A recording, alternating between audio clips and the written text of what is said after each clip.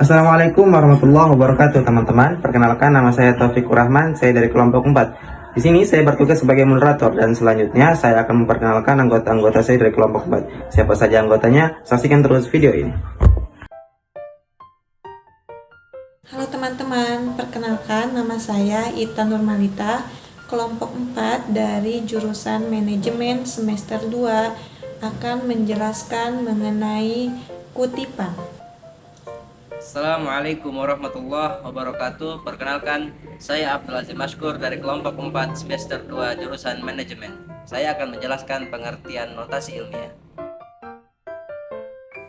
Assalamualaikum warahmatullahi wabarakatuh. Perkenalkan, nama saya Muhammad Raihan. Saya dari kelompok 4 jurusan manajemen semester 2 akan menjelaskan mengenai jumlah teknik-teknik notasi ilmiah. Assalamualaikum warahmatullahi wabarakatuh. Perkenalkan, nama saya Parman, jurusan manajemen semester 2 yang akan menjelaskan tentang footnote atau catatan kaki. Assalamualaikum warahmatullahi wabarakatuh. Perkenalkan, nama saya Ferdiansyah, jurusan manajemen di STI Hidayatullah semester 2 kelas karyawan. Saya berasal dari kelompok 4, tugas bahasa Indonesia, dan saya akan menjelaskan tentang EndNote. Assalamualaikum warahmatullahi wabarakatuh. Perkenalkan, nama saya Zahra Azhari, jurusan manajemen semester 2. Saya akan menjelaskan pengertian tentang EndNote beserta contohnya. Assalamualaikum warahmatullahi wabarakatuh. Perkenalkan, nama saya Muhammad Wadul Amri, jurusan akuntansi di STI Hidayatullah. Saya dari kelompok 4 tugas bahasa Indonesia mau menyampaikan tentang kesimpulan. Assalamualaikum warahmatullahi wabarakatuh. Perkenalkan, nama saya Wahyu Santoso, mahasiswa jurusan manajemen semester 2. Di sini saya akan menjelaskan tentang pengertian daftar pustaka. Perkenalkan, nama saya Muhammad Tazir, saya dari kelompok 4 Bahasa Indonesia. Sekarang saya berada di semester 2 jurusan manajemen. Mungkin cukup sekian dari saya. Assalamualaikum warahmatullahi wabarakatuh.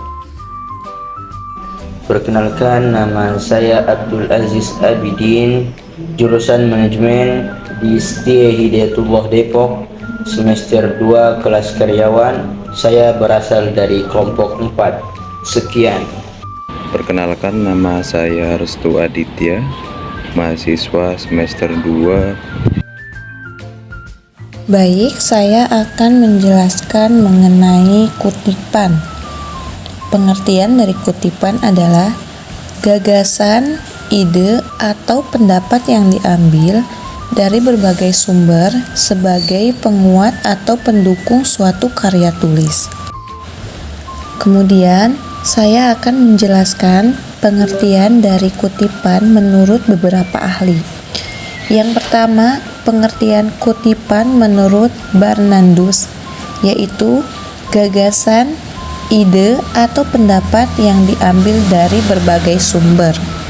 Kemudian, pengertian kutipan menurut Wasti adalah ambil alihan konsep atau pendapat orang lain sebagaimana tertulis dalam karya tulisnya, kata demi kata. Kemudian yang terakhir, kutipan menurut KBBI atau Kamus Besar Bahasa Indonesia adalah mengambil perkataan atau kalimat dari buku atau yang lainnya. Mengutip itu berbeda dengan plagiat.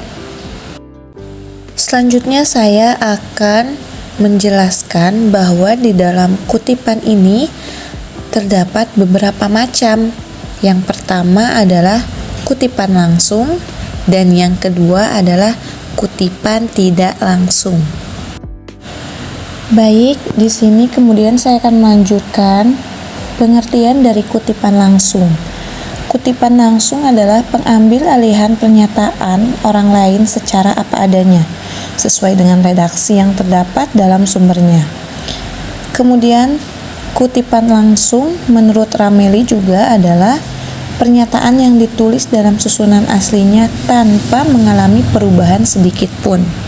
Kemudian, teman-teman, pernyataan yang dikutip secara langsung mempunyai kriteria dan bersifat diantaranya yaitu definisi, konsep yang sangat penting, peraturan dan perundang-undangan, pendapat yang kontroversial, ungkapan yang tidak berbelit-belit, dan juga tidak terlalu panjang.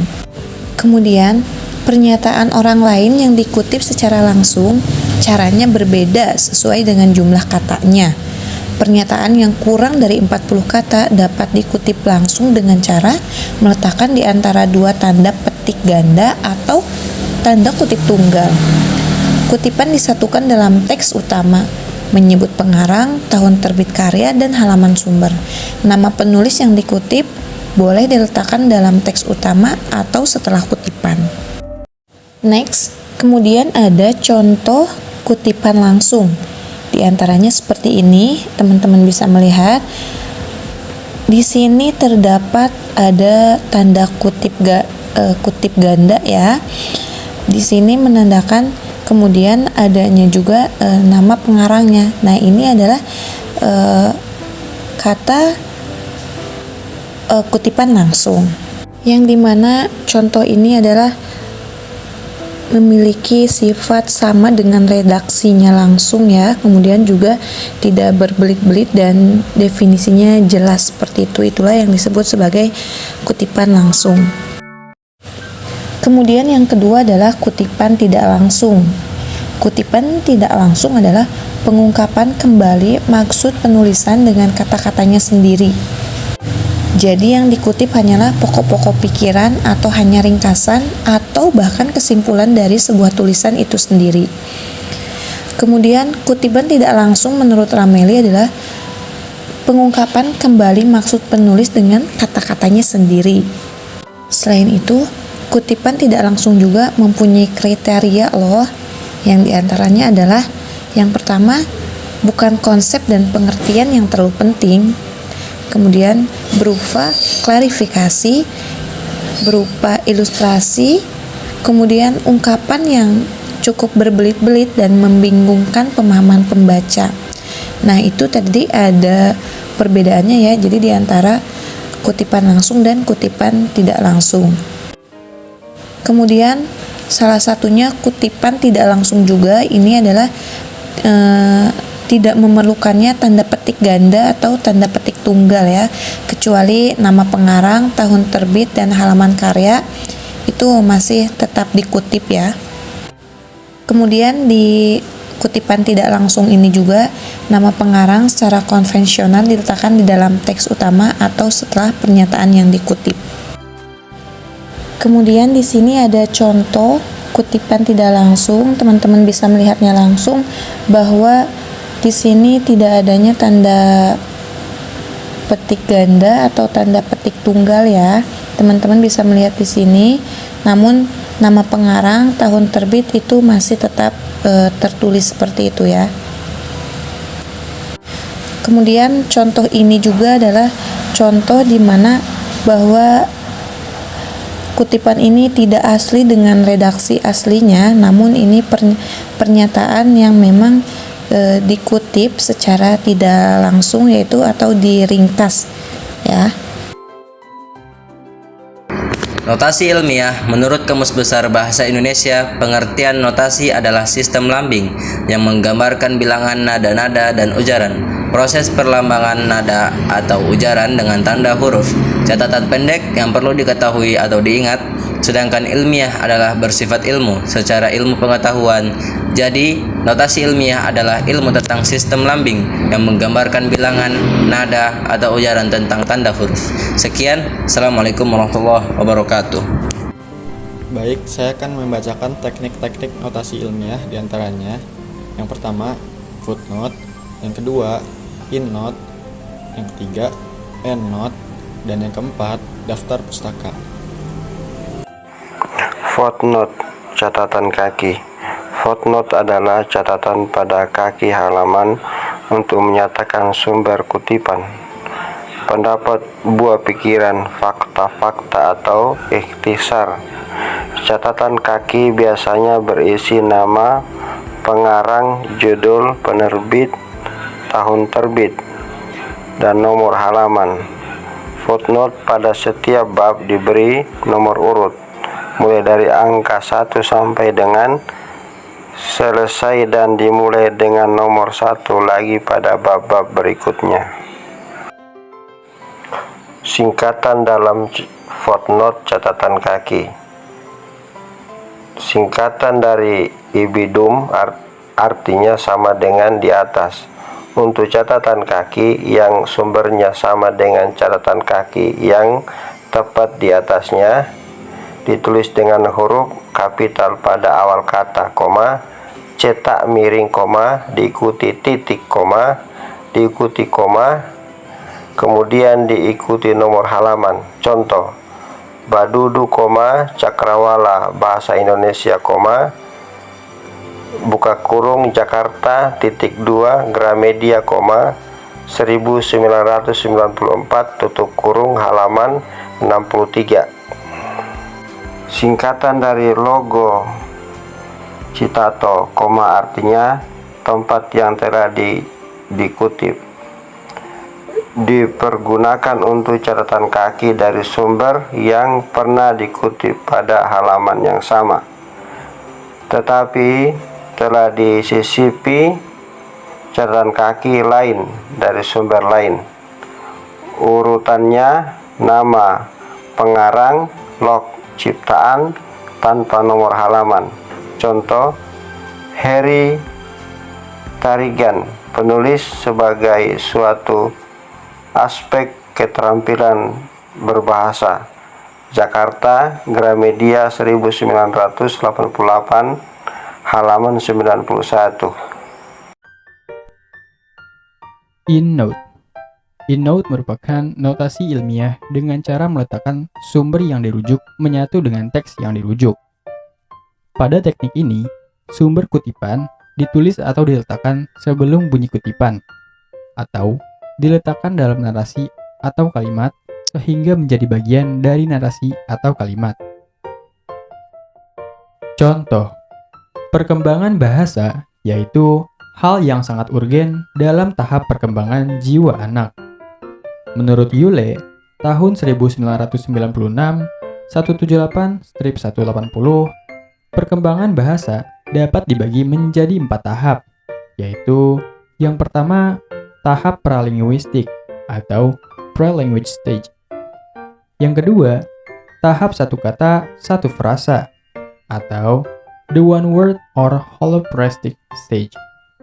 Dan yang ketiga, tahap 2 kata, 1 frasa atau the two word stage. Dan yang keempat, tahap menyerupai telegram atau telegraphic speech. Pengertian EndNote. EndNote adalah notasi ilmiah dengan cara memberikan keterangan sumber pernyataan yang dirujuk dan keterangan lainnya yang ditempatkan di akhir sebuah karangan ilmiah sebelum daftar pustaka. Dalam EndNote, penulis dapat memberikan keterangan-keterangan tambahan. Pada teknik penulisan EndNote, nama pengarang diletakkan setelah bunyi kutipan atau dicantumkan di bagian akhir narasi dengan ketentuan sebagai berikut. Membuat pengantar kalimat sesuai dengan kutipan, menampilkan kutipan baik dengan kutipan langsung maupun tidak langsung, menulis nama akhir pengarang tanpa koma, tahun terbit titik 2, dan nomor halaman di dalam kurung dan akhirnya diberi titik. Contoh EndNote, ada aspek penguasaan pragmatik. Anak dianggap sudah dapat berbahasa pada waktu ia mampu mengeluarkan kata-kata pertamanya, yaitu sekitar usia 1 tahun. Akan tetapi, sesungguhnya sejak masa-masa awal setelah kelahirannya, anak mampu berkomunikasi dengan ibunya. Demikian juga orang-orang dewasa di lingkungannya pun memperlakukan anak seolah-olah sudah dapat berbicara. Buka kurung Spencer dan Cass 1970.2 tutup kurung. Pengertian daftar pustaka. Daftar pustaka merupakan syarat mutlak yang harus ada dalam suatu karya ilmiah, baik dalam makalah, paper, skripsi, tesis, maupun disertasi. Letak daftar pustaka dalam suatu karya ilmiah adalah setelah bab kesimpulan. Daftar pustaka ditulis secara alfabetis sesuai nama-nama pengarang atau lembaga yang menerbitkannya. Adapun urutan penulisan daftar pustaka adalah sebagai berikut: nama penulis, titik tahun terbit, titik judul buku yang diberi garis bawah putus-putus atau dicetak miring, titik kemudian koma, tempat terbit buku, titik 2, nama penerbit.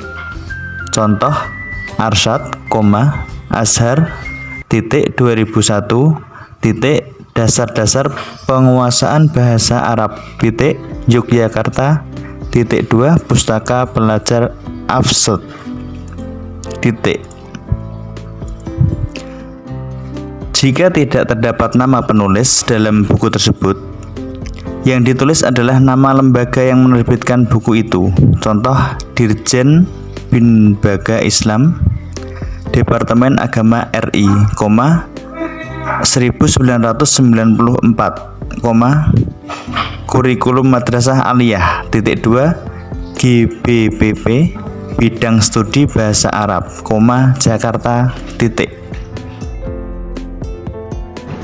Notasi ilmiah adalah ilmu tentang sistem lambing atau tanda yang menggambarkan bilangan nada atau ujaran dengan tanda huruf. Mengutip adalah sebagai kegiatan pengambil alihan pernyataan seseorang yang disampaikan secara lisan maupun tertulis untuk tujuan ilustrasi atau memperkukuh argumen di tulisan sendiri. Mengutip ada dua cara, yaitu secara langsung dan tidak langsung. Terdapat beberapa teknik notasi ilmiah, diantaranya footnote, endnote, endnote, dan daftar pustaka.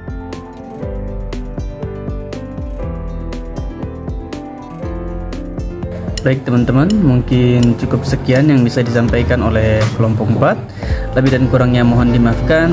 Wassalamualaikum warahmatullahi wabarakatuh.